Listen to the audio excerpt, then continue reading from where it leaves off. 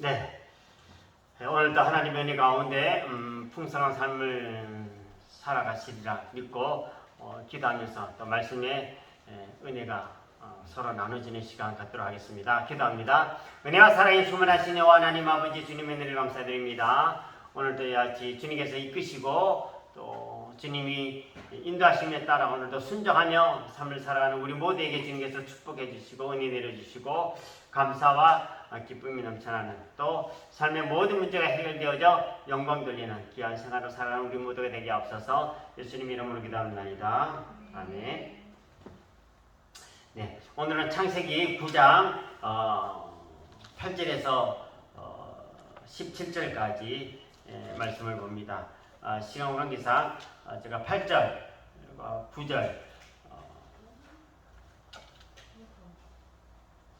8절과 9절, 10절까지 제가 말씀을 읽어드리도록 하겠습니다. 하나님이 노아와 그에 함께한 아들들에게 말씀하여 이르시되 내가 내 언약을 너희와 너희 후손과 너희와 함께한 모든 생물 곧 너희와 함께한 새와 가축과 땅의 모든 생물에게 세우리니 방주에서 나온 모든 것 곧 땅의 모든 짐승이니라.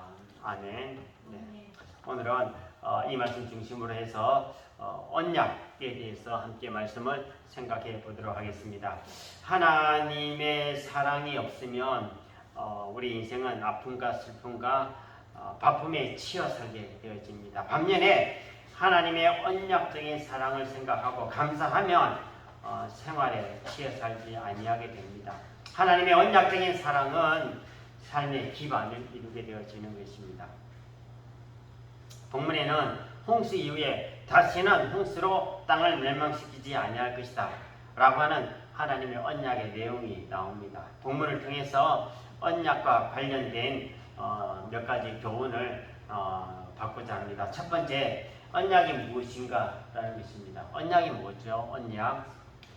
언약의 일반적인 의미는 인격과 인격 간의 서로의 유익을 위한 약속을 뜻하는 것입니다. 일반적으로 인격과 인격 간에 사람과 사람 간에서 서로에게 당신도 이익 나도 이익 서로의 유익을 위한 약속을 언약이라고 합니다. 일반적인 것은 그런 것이고 성경적인 의미에서의 언약은 뭐냐면은 하나님이 사람의 유익을 위해서 정한 약속입니다. 하나님의 유익은 없어요. 하나님의 유익이 아니고 사람의 유익을 위해서 하나님이 일방적으로 약속하는 것이 언약인 것입니다. 하나님은 너와 가족에게 9절 말씀 보니까 내가 내 언약을 너희와 너희 후손과 세우겠다. 하나님이 너희와 너희 후손에게 언약을 세우겠다라고 말씀하십니다. 그 언약은 약속의 주체가 누굽니까? 언약의 주체, 약속의 주체는 하나님이십니다. 그러므로 이 약속은 결코 변하지 않습니다. 그처럼 변하지 않는 신적인 축복의 약속이 바로 언약이다라는 것입니다. 사람의 마음은 쉽게 바뀌지만 하나님의 사랑은 영원히 변하지 않습니다. 고로 하나님과 맺어진 언약은 변치 않는 것입니다. 두 번째, 언약의 대상이 누구인가라는 것입니다. 언약의 대상은 누구죠? 10절 말씀 보니까 노아 가족뿐만 아니라 방주에서 나오는 모든 생물도 하나님의 언약의 대상이다 그랬습니다. 언약의 대상은 사람만이 아니라는 것입니다. 모든 자연 생물도 다 하나님의 언약의 대상이었다는 것입니다. 그래서 오늘 이 10절 말씀을 신약에서 뭐라 부르냐면은 자연 언약이라 그렇게 말을 부릅니다. 자연 언약. 인생도 신비한 것이지만 자연도 신비한 것이다 라는 것입니다. 그래서 성 프란시스는 해와 달도 형제요 자매라 부르고 더 나아가서 늑대와 사슴도 자기의 형제와 자매다 그렇게 불렀습니다. 자연을 신비하게 여기면서 살에 깊게 대하고 더 나아가서 자연과 만물을 큰 의미의 가정과 가족으로 여길 줄 아는 것도 영성의 중요한 표시다라는 것입니다. 세 번째로는 언약의 내용입니다. 언약의 내용이 뭡니까? 11절 말씀 보니까 언약의 내용은 다시는 홍수로 멸하지 아니하겠다라는 것입니다.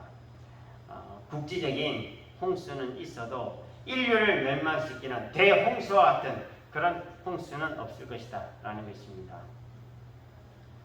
이 언약은 위안이 되면서도 한편으로는 근심을 공부하는 것입니다. 근심도 되는 것입니다. 다시 말해서 무조건 멸망시키지 않겠다. 앞으로 이 지구를, 이 우주는 내가 무조건 멸망시키지 아니하겠다. 하나님께서 그렇게 그렇게 약속한 것이 아니에요. 그렇게 언약한 것이 아니고 뭐라 그랬습니까? 홍수로는 단서가 붙어 있어요. 홍수로 멸망시키지 않겠다. 그러면 이 말씀은 홍수가 아닌 다른 수단으로 멸할 수가 있다라는 것을 암시하는 것입니다. 그러니까 실제로 마지막 때에 종말의 심판은 물심판이 아니고 불심판이 될 것이다 라고 요한계시록에도 많이 기록되어 있습니다. 자, 네 번째, 언약의 징표입니다. 언약의 징표는 뭡니까? 하나님은 다시는 물로 심판하지 아니할 것이다 라고 하는 징표로 무지개를 주었습니다. 그래서 본문의 언약을 12절과 13절의 이 언약을 뭐라고 부르냐면 또 무지개 언약이라 그렇게 부릅니다.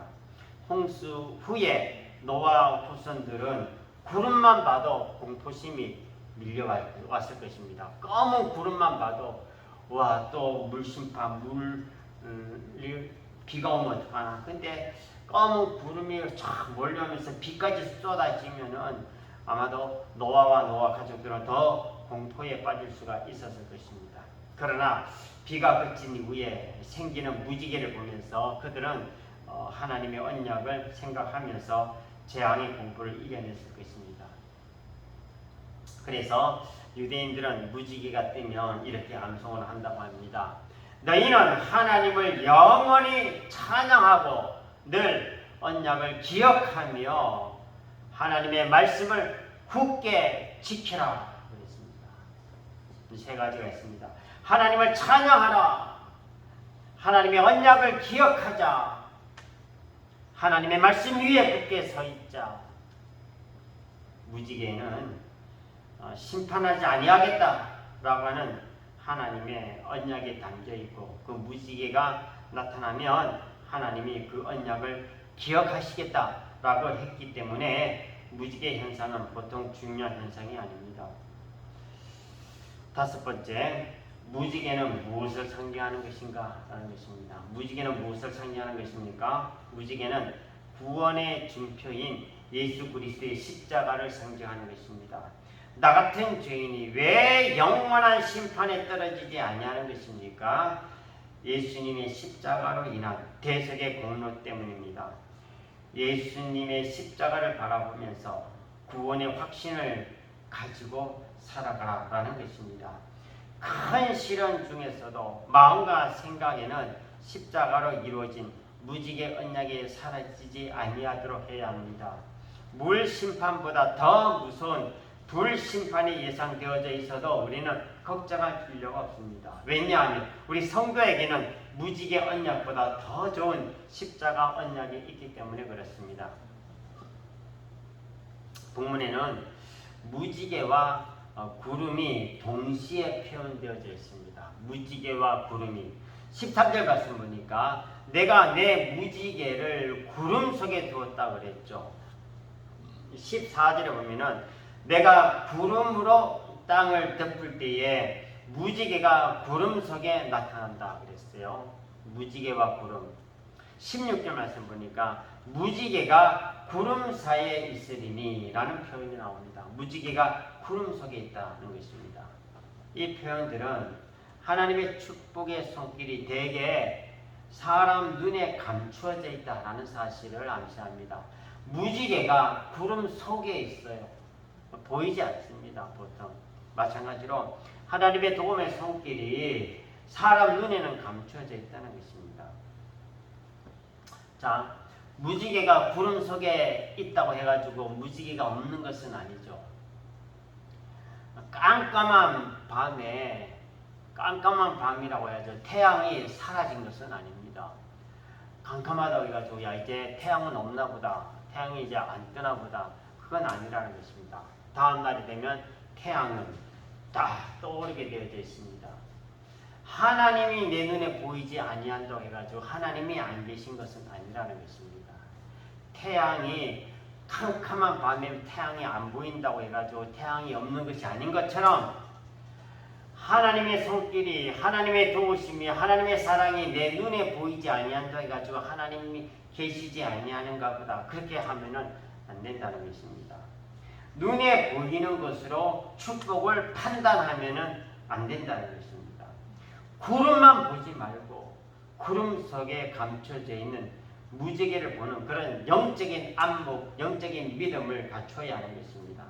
때로 눈에 보이는 현실은 암담해도 마음속에 무지개를 두고 어떤 상황에서도 믿음을 잃어버리지 아니하고 하나님의 축복 언약을 생각하면서 말씀과 기도의 자리를 떠나지 말고 지켜야 하는 것입니다. 그러면 하나님의 약속하신 대로 가장 복된 역사가 일어나는 것입니다.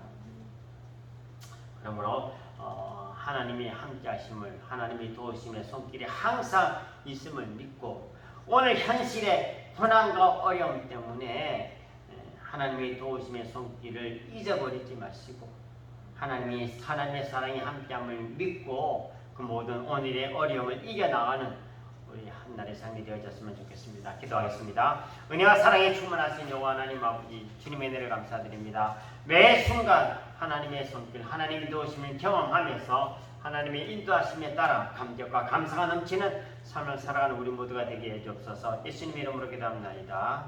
아멘.